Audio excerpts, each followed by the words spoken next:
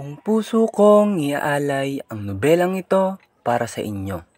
Bagamat huli na ay hindi ko makakalimutan ang kabayanihang inyong ginawa para sa ating bayan.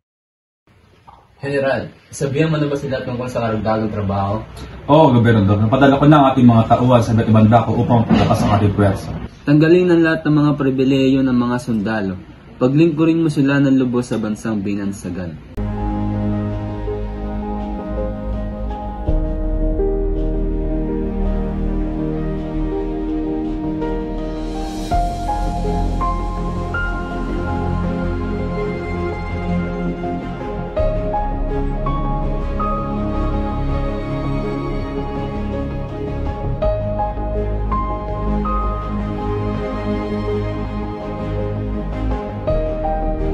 Singilin mo sila ng mga buwis at pala.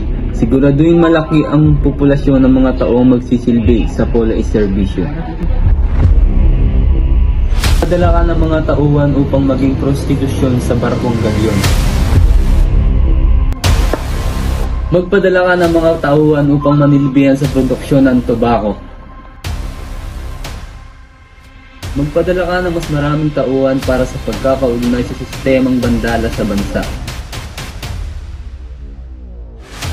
Alam ko ang iyong mga tauhan na hindi magiging sapat, General. Magtipon ka ng mas maraming Pilipino at ipadala para sa polo serbisyo. Entiendes? Entiendo, Gobernador. Makakalis ka na. Bakit natin hinahayaan ang kapwa nating Pilipinong nagdudusa sa kanilang paningin? Meron ba tayong magagawa? Hindi ko maaaring tatanggapin na lamang ba natin ang pang-aabuso ginagawa nila? Tulungan ko kayo, lalaban tayo. Noong Enero 20, 1872, habang kinukunita ng distrito ng Sampaloc ang fiesta ng Virgin of Loreto, napagkamalan ng grupo nila Sargento Lamadrid ang paputok na kanilang nakita bilang hudyat ng himagsikan. Pinamunuan ng Sargento Lamadrid ang 200 arsenal workers upang kalabanin ng mga Kastila sa Fort San Felipe. Nananaig ang grupo nila Lamadrid sa labanan nang matanggap ni Izquierdo ang balita ay nagpadala pa siya ng tauhan upang sukuin ang grupo nila Lamadrid. Umasa sila Madrid ng dagdag tao mula sa Manileño ngunit walang pupunta. Maraming manggagawa ang namatay. Nasaksak sila Madrid ng isang Kastilang kalaban at ito'y namatay. Ito ang naging pagkatalo ng mga Pilipino. Magandang umaga mga pani. Ako nga pala si Soledad Concepcion, isang tagapagbalita mula sa La Capela, Solidan. Pinutusan akong kunin ang inyong mga panig patungkol sa pagkakasampot ng inyong mga pangalan sa pag-aalsang naganap sa Cavite. Wala kami kinalaman dito. Kami mga praile at tumutulong lamang sa komunidad. Lahat sila ay walang patunay, walang pruweba na kami nga ang may pasimundo. Lahat ng sinabi nila ay tawang gawa-gawa lamang. Wala kaming koneksyon sa mga nasasabing Caviteños ni hindi nga namin alam ang pagkakakilanlan ng mga sangkot. Hindi namin alam kung bakit nila inatake ang mga Kastila. Meron akong opisyal na ulat dito. Gusto niyo bang basahin ito? Ito ang mga opisyal na ulat mula sa gobyerno ng Espanya.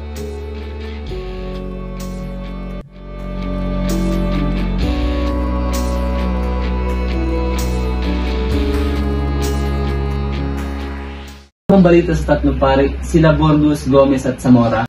Dakit na po sila kaninang umaga. Kasalukuyan sinabihan sila ng kanilang mga parataw kaninang umaga, Gobernador. Mabuti, dapat matutunan ng mga Indio kung sino ang nasa posisyon. Dapat lang, Gobernador, hindi natin maaaring pahintulutan ng kanilang pagre-rebelde.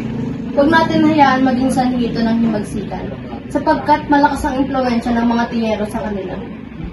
Madaling mapapaniwala ng mga pare ngayon ng mga Indio at Bastardo, lalo na kung gagamitan nila ito ng salita ng Diyos, para sa Diyos, for Diyos, Diyos mio. Ganon, maaaring magkaroon ng himagsikan dahil sa pagkamatay ng tatlong pari. Lalo na, tila parang hari ang tingin ng mga Indio sa kanila. Nahanda silang pumatay, magpakamatay para lang sa kanila. Sumusunod lamang ang mga Indio sa kanila. Kung itong mga paring ito'y mamamatay, wala na silang susundin kundi tayo na lamang. Kailangan natin pag-isipan natin sa alang-alang ang kahinatnan ng ating mga kilos at maghanda kung sakali man. Kailangan patayin ng mga paring ito upang mawala na ang kanilang impluensya. Nakapag-utos nila ang 200 Pilipino upang lusubin ang Port San Felipe at kaya pa nila mag-utos na marami upang tayo ay kalabanin. Hindi ako makakapayag na mangyari ito at magkagulo ang bansa. Kailangan manatili ang katahimikan at kapayapaan sa ating bansa. Nang mag-aka sa mga manggagawang Pilipino laban sa Kastila ay nabigo ang mga ito kaya't nadawit ang 3 paring kumpulsa, sina Mariano Gomez, Jose Burgos at Jacinto Zamora. Ito ba ang iniisip nila? Sa tingin ba nila gusto namin maging hari ng Pilipinas? Parang sila nga ang takot sa atin. Hindi ko sila mapapatawad, ngunit naiintindihan ko ang patakaran at layunin ng Espiritu. Subalit wala itong kabuluhan. Inalis nila ang aming karapatan bilang tao. Dahil ang Esquerdo hindi na makamit ng mga Pilipino ang tanging daing at reforma ng pagbabago, hindi ba dapat siya ang managot dito? Kung gayon, kapangyarihan nga ba ang pangunahing problema?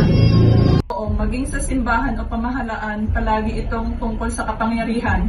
Ginagamit nila ang sitwasyon ito upang makuha muli ang tiwala ng mga tao. Esperado ang mga Kastilang Pride. Kagaya ng pamahalaan, sila rin ang nawawalan ng kapangyarihan. Inakusahan ng 3 pari na sina Padre Gomez, Burgos at Zamora bilang isa sa mga sumuporta at nag-udyok sa pag-aaklas ng mga Pilipinong Indio laban sa mga dayuhang Kastila, ika-Pebrero 17, 1872 nang hatulan ng kamatayan ang 3 pari sa pamamagitan ng paggarote, kasamang pinaslang ang 41 na Pilipinong Indio. Patay kaming may malinis na budhi. Wala kaming kasalanan.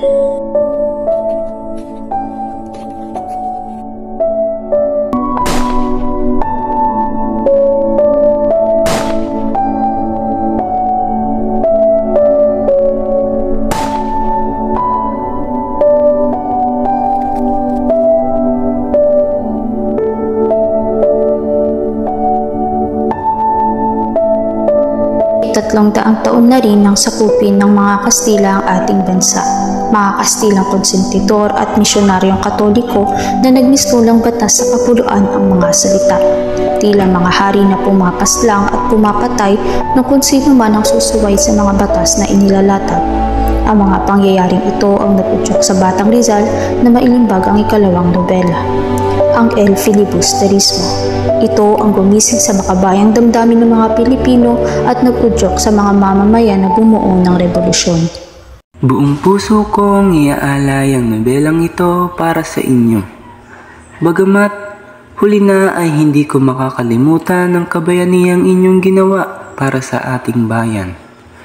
Minimithi kong unti-unting magkaroon ng kamalayan ng aking bansa dahil sa pangyayaring naganap. Ang paglilimbag ng El Filibusterismo ang aking ambag para sa inyong kabayanihan.